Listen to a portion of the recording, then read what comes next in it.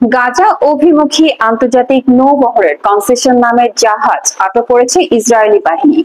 Freedom flotilla coalition জানিয়েছে, জাহাজটিতে ছিলেন 93 জন সাংবাদিক, চিকিৎসক ও মানবাধিকার কর্মী। তাদের মধ্যেই আছেন বাংলাদেশের আলোকচিত্রী শহীদুল আলম। বিস্তারিত ডেস্ক রিপোর্টে। I'm Shahidul Alam, a photographer and writer from Bangladesh. If you're seeing this video, we've been intercepted at sea.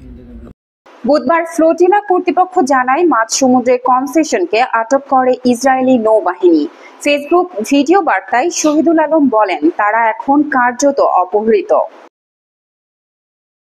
ইসরায়েলের পররাষ্ট্র মন্ত্রণালয়ও সামাজিক যোগাযোগ মাধ্যমকে অভিযান নিশ্চিত করেছে।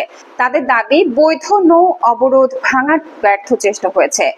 আটক জাহাজ ও যাত্রীদের ইসরায়েলি বন্দরে নেওয়া হয়েছে। সবাই নিরাপদে আছে বলে জানানো হয়।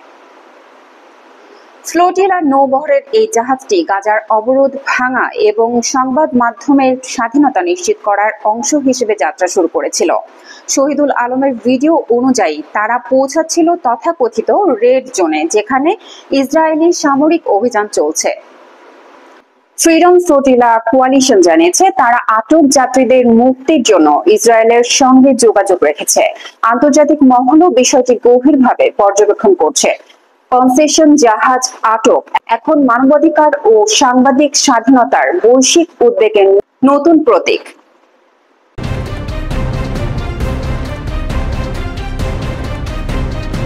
জেড টিভি বাংলা, নতুন ভাবনায় প্রতিদিন।